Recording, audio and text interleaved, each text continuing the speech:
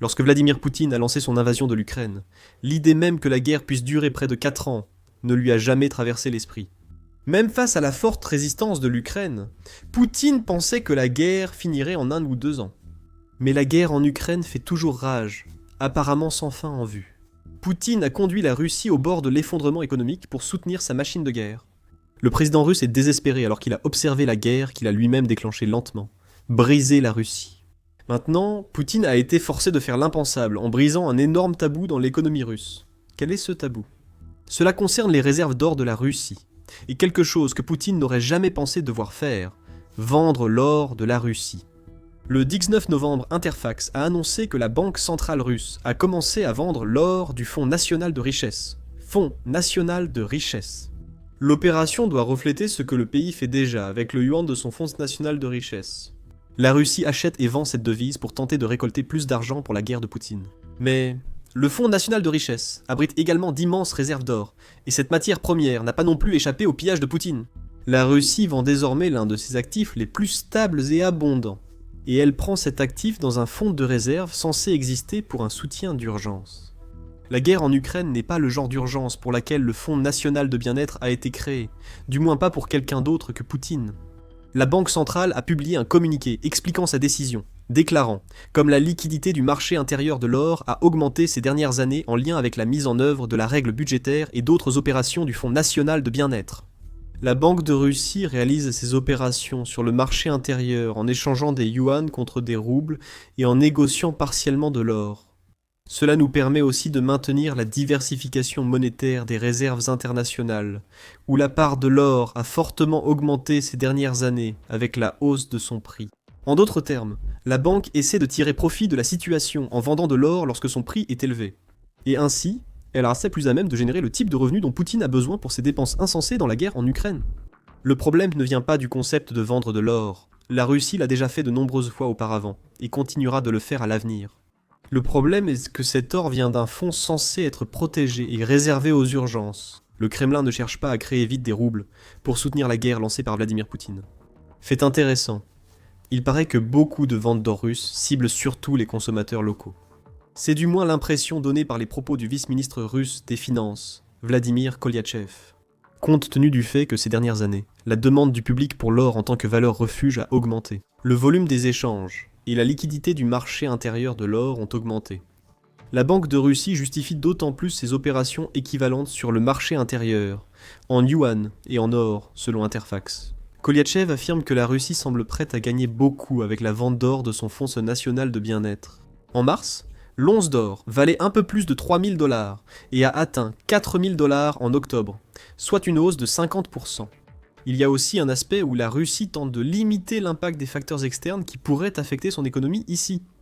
Interfax précise que l'opération de mise en miroir lors de ces ventes d'or est courante. Pour limiter l'impact des flux budgétaires et des conditions extérieures sur l'inflation, la demande globale et le taux de change du rouble.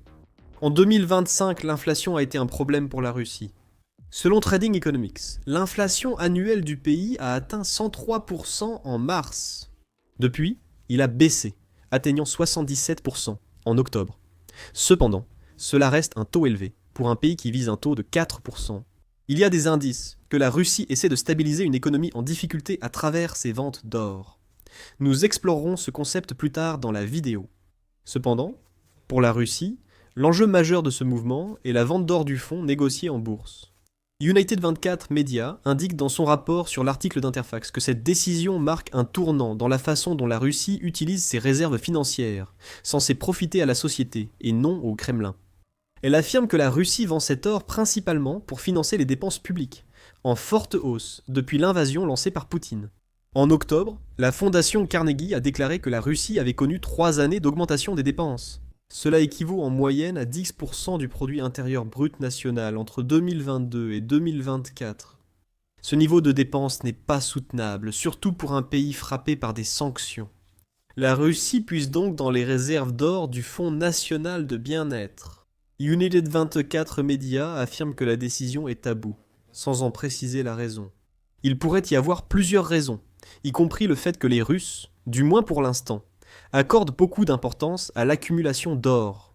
Nous avons indiqué plus tôt que la Russie pourrait vendre l'or du Fonds national de bien-être sur le marché intérieur. De nombreuses preuves suggèrent que le marché absorbera ses réserves, du moins jusqu'à un certain point.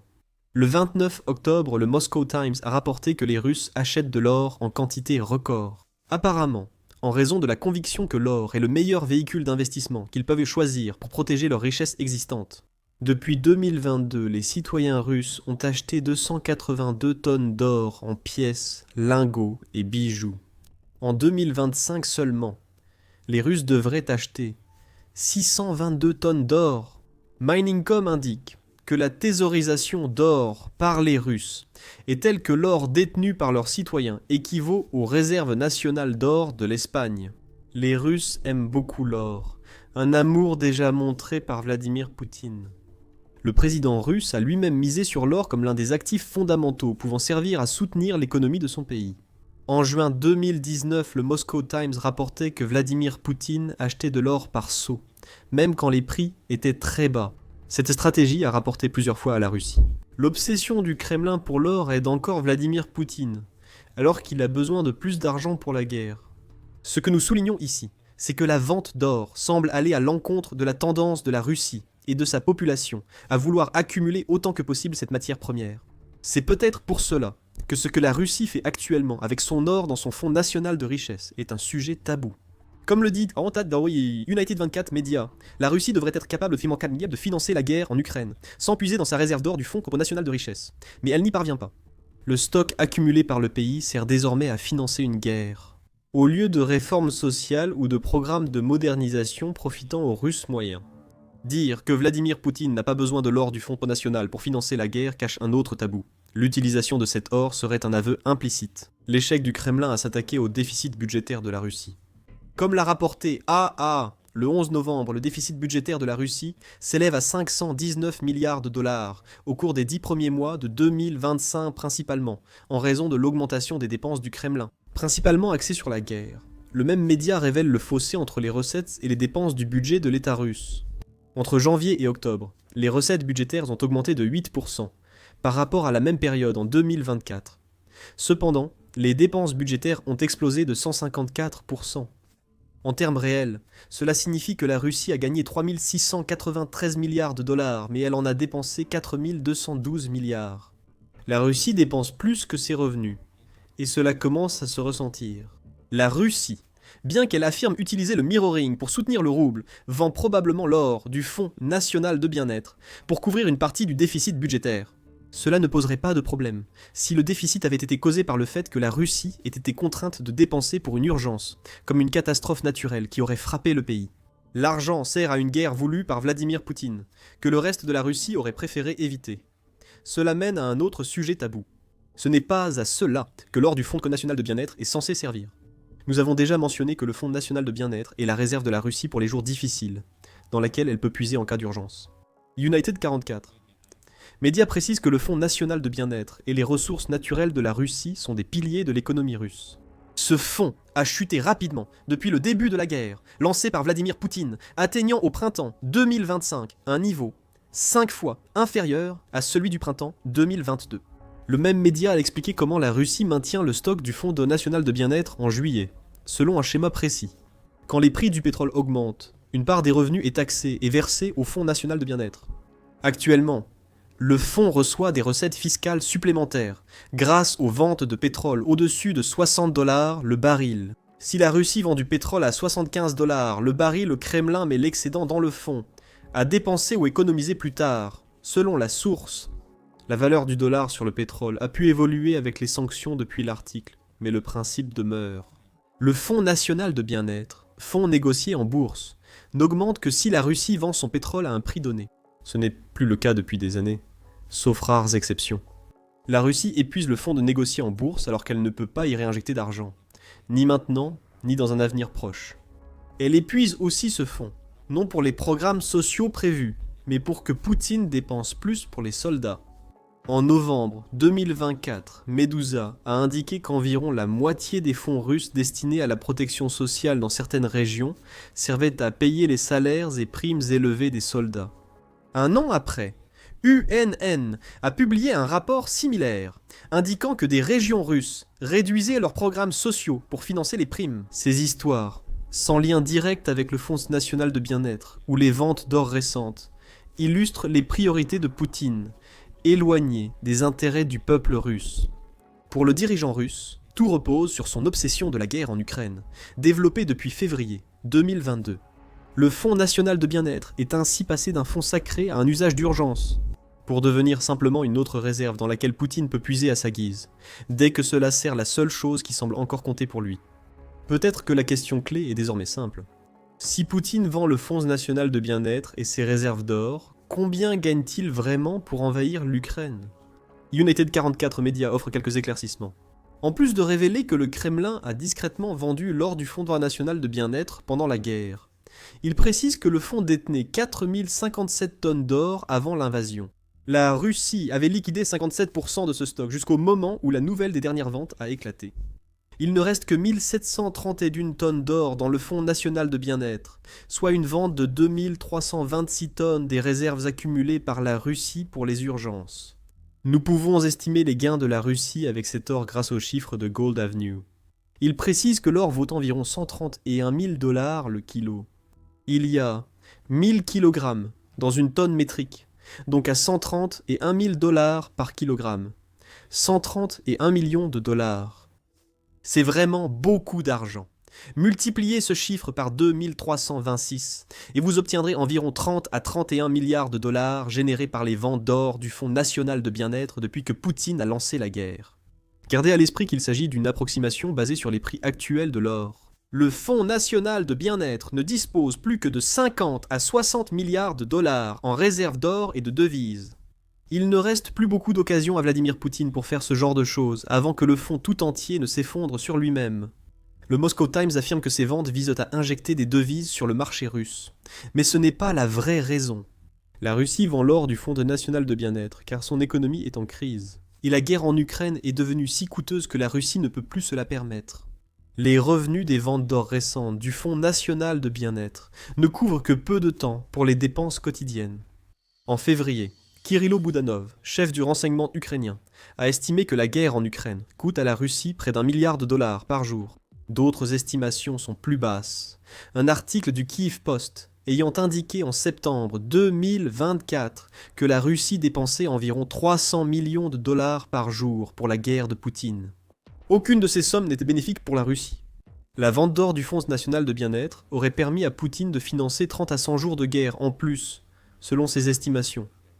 Ces jours doivent être importants pour lui. Les dernières ventes d'or du Fonds national de bien-être surviennent alors que les revenus pétroliers russes chutent. Au cours des derniers mois, l'Ukraine a frappé à plusieurs reprises les raffineries de pétrole russes, afin de provoquer une crise du carburant en Russie. Dans le même temps, les sanctions occidentales ont frappé le pétrole russe, les sanctions américaines contre les géants pétroliers, Rosneft et Lukoil étant particulièrement dommageables. Ces mesures portent leurs fruits. Le 6 novembre, United 24 a indiqué que les revenus pétroliers russes avaient chuté de 27% en octobre sur un an. Les sanctions, la chute des prix du pétrole et la hausse du rouble russe ont joué un rôle. Cela signifie que le gouvernement russe a empoché une belle somme d'argent. Le ministère des Finances a déclaré avoir gagné 109 milliards de dollars grâce aux ventes de pétrole et de gaz en octobre. Cependant, cela représente également 39 milliards de dollars de moins que ce qu'il avait gagné grâce au même type de taxes en octobre 2024. La Russie tire moins de revenus de ses ressources naturelles. Repensez à ce que nous avons mentionné plus tôt dans la vidéo comme étant les deux piliers de l'économie russe. Les piliers sont le fonds négocié en bourse et les ressources naturelles russes. Le premier se renforce quand la Russie vend son pétrole au-dessus des prévisions. Donc, lorsqu'on se retrouve dans une situation où les ventes de pétrole ont fortement diminué, la Russie subit une combinaison de coûts économiques. Avec moins de revenus tirés des taxes sur le pétrole et le gaz pour financer la guerre, elle doit chercher d'autres options comme vendre les réserves d'or du fonds négociées en bourse. Et elle ne peut pas non plus reconstituer ses réserves, car la faiblesse des revenus pétroliers et gaziers est précisément la raison pour laquelle elle a dû puiser dedans au départ. Poutine a entraîné tout son pays dans un cercle vicieux.